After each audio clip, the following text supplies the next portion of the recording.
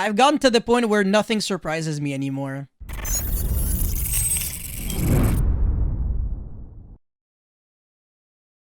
What's going on, guys? This is Miasin and welcome to the OCG Metagame breakdown number 6. And do I even have to say anything, bro? Hashtag diversity variety, bro. I actually love this, though. This is actually great. This is my kind of format, honestly. I'm actually really excited to have this in the TCG. Hopefully, it's going to be, you know, as, I don't know, as filthy. I just love this, man. This is the kind of thing that, even just when you look at this, you need to take a shower right after that. So we will be covering 80 top perform. That is not true, but this pie chart covers 82 top performing decks from 18 tournaments that were held in Japan, mainland China, and Hong Kong. Very interesting. That's usually Thailand or Taiwan instead. No, sorry, actually Taiwan, not Thailand. During basically just a span of one single week. That's it, that's all. But before we get into this video, make sure you like and subscribe, check me out on Twitch and Instagram, and now let's get right into it. Alright, so obviously this deck is clearly tier 0. It's not even a debate. 63.4%, that's just insanity. 49 motherfucking Splight. 2 of them are playing with the Brave Token engine. Gotta stop doing that, man. The engine is just garbage right now in the OCG. Freaking Ride and Aquamancer at 1. Merry Christmas. And only one Evil Twin Splight. Very, very interesting. This guy just doesn't want to abuse Toad. He's a nice jack, okay? So even if Toad gets banned, this deck is still really good because of this build just being very nice. Anyways, Tearlaments. Very terrifying deck. This is the second best deck in the OCG right now. It actually, it says a lot because this deck is like...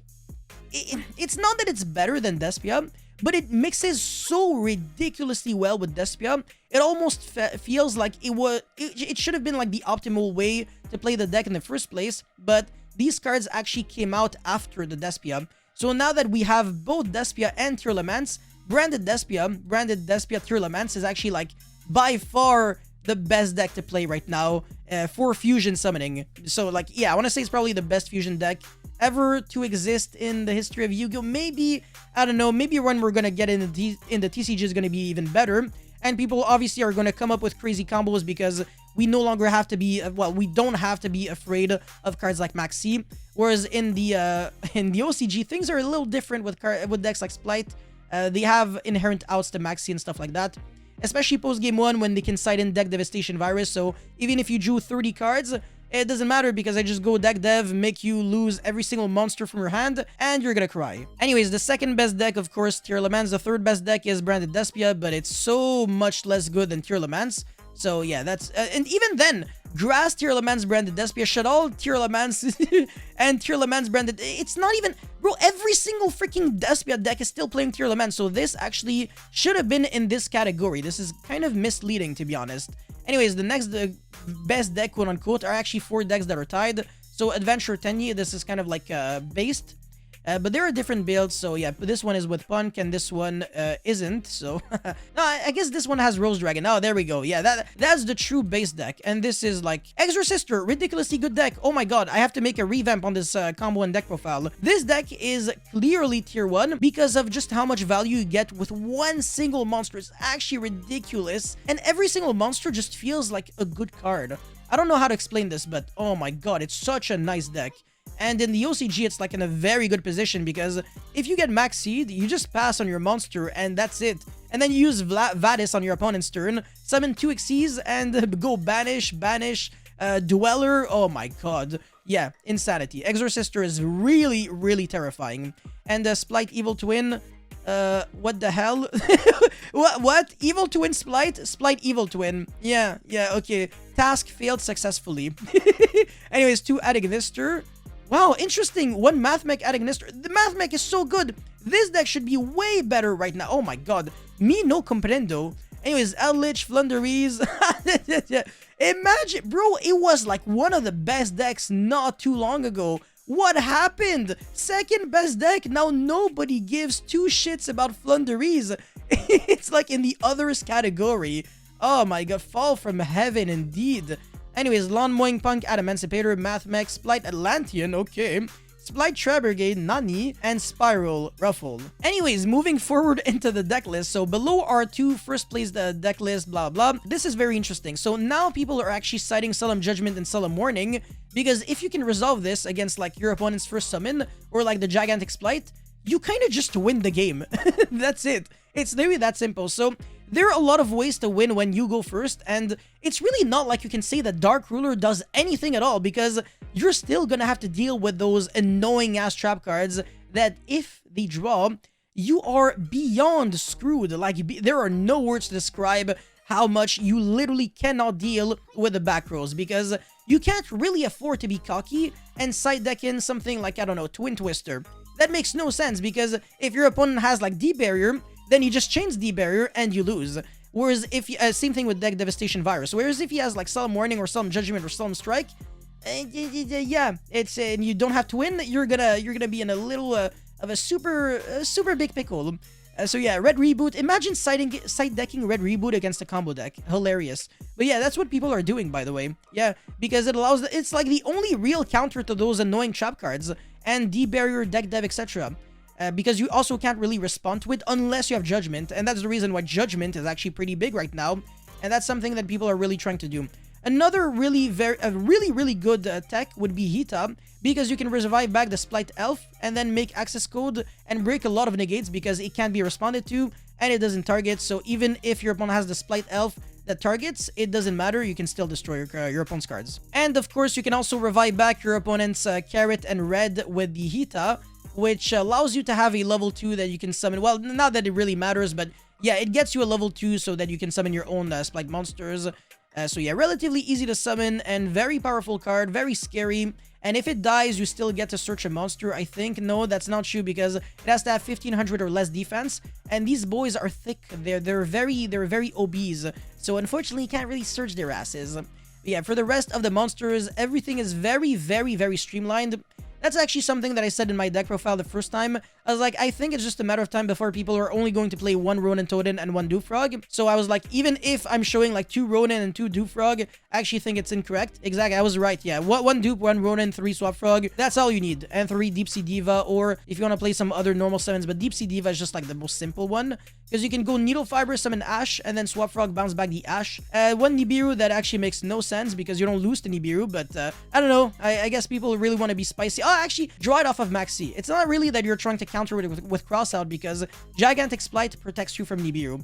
Another reason why this card is really stupid and makes no sense. MX Saber Invoker, you're not good enough. Let's just also give you the ability to also make it so your opponent can't do jack shit. No Gamma, no Nibiru. Just Merry freaking Christmas, bro. Insanity. Anyways, yeah, a lot of hand shops, yeah. 3 starters, 1 smashers, very interesting. So people are usually main decking 1. It allows you to get rid of big boys. And another way to get rid of big boys would be with Cat Shark, which doubles the attack of one of your Xyz monsters. So if your opponent has like Baroness or stuff like that, you don't really want to be like a dumbass and make Zeus and get rid of your negates. You want to make like a Toad, jump over cards, and still have your negates. So pretty cool deal. And that's it for the main deck. I mean, nothing too like extraordinary. Same thing with the extra deck. I feel like I covered everything almost. I don't know what this card is. I feel like it's new, but it might not be, which will make me look very stupid. And people are actually making Masquerade into unit. That's actually hilarious. But actually, no, it is good. It makes sense. Anyways, for the side deck, DD Crow, really good against Ronin Totem. Guarantees that they can't really make Toad unless they actually sacked the shit out of you. Like hard drawing multiple Swap Frogs, basically. And yeah, Lightning Storm, blah blah blah, Duster, Monster Reborn, Triple Tactic Talents, yes, whatever. Another deck list, basically almost identical, but this one is main decking 1 DD Crow. Again, another card that you can draw off of Maxi and then use as a crossout designator target. But the rest is literally identical. However, we're playing Sky Cavalry Centauria in this build, and Nightmare Cerberus, which I didn't see here. Yeah, very interesting. And for the side deck, completely different. Freaking Dimension Shifter, Nani. Bruh, don't you need your graveyard? And then Pancratops, Zoo King Alpha. This card is actually very good. Yeah, I'm gonna have to make another video on Zoo King Alpha. Alpha, the Master of Beast in the TCG. Another DD Crow, just overall good card. Lightning Storm, again, wow. I'm really shocked. Duster, Monster Reborn. Everybody's on Monster Reborn. People really want to revive back their opponent's monsters. That's crazy. That's the reason why Hita is gaining in popularity. Wow. So yeah, always the same staples. Monster Reborn, Red Reboot, Solemn Judgment, DD Crow, blah, blah, blah. And now we have Tier Laments. Finally a different deck. So the build, wow, that was actually played with Kuki Kosaka. But he went 5-3 and finished 4th. Very interesting. I don't know how that's actually even possible, but whatever. World champion of 2019. Pretty good player. And his build is so insanely streamlined. It's just trying to do one thing, but do it very well. So in the TCG, we're not gonna have that. He's playing like way too many hand shops, like 3 Maxi, 2 DD Crow, 3 Ash, 1 Veiler, 3 Imper. How much is this? 5, 8, 9, 12 hand shops. Oh my god. With 2 Book of Moon, because you want to protect yourself from Veiler, Imper, because your monsters can still be used as fusion materials even if they are face down. And fusion deployment, this card is broken. Either summons Fallen of Albaz in order to break boards going second, or Reino Heart, which is a 1-card starter, with of course 4 field spells with terraforming, etc. So maximum consistency, and really removing the amount of useless tier elements. So only 1 Schaffen or whatever, and 1 Hofines. I probably got both of them wrong, but whatever. And yeah, even just 2 Reino Heart. That's crazy. I really like this deck list. But again, in the TCG, we're going to have something completely different because he's trying to make it so he can incorporate a lot of hand traps. Whereas for us, since Maxi isn't a thing, we need a lot of extenders. So that is the main difference. And now for the extra deck. That was Millenniumizer strict because of instant fusion. And you can also summon Kid Kalos, so that's the reason why it's broken. Dragos Tapelia Quartus. Wow, okay. With Alba Renatis, Mask. A lot of monsters for the Despia cards. Wow, okay. Even though the only Despia is Aluber. Very interesting. And for the... what a Chad, man. He's side decking Deck Devastation Virus. This card is so scary, and 2 Trap Trick for it. But Trap Trick can also get you Imperm, so if it's redundant, well, it's fine. You still have Trap Trick that can get you another card. And your Meta Noise as well, so he's playing 2 copies, and that is a normal trap card that pretty much gets your engine started. But yeah, Pancratops, DD Crow, Lightning Storm, all those cards are just recurrent in every single deck. People aren't playing Cosmic Cyclone or Twin Twister, and that's really what is surprising me the most. Yeah, Ghost Ogre as well, very interesting. Veiler, double Nibiru. Yeah, the Nibiru is something that I don't really think I can agree on, because basically just no deck loses to Nibiru in the top cut. Yeah, I guess you can say Exorcister kind of does. Adventure Tenyi does, but only if you have another hand shop, and then yeah, no, yeah, these decks just don't, because they barely summon, and a lot of their interruptions are also back row and stuff like that, or they have like negates for your Nibiru. So yeah, still a very good deck list. In conclusion, Splight is still ridiculously good. Tearlamance is definitely still the second best deck, and we're going, well, the OCG, not us. The OCG is going to have a big ass tournament that 2,100 players signed up.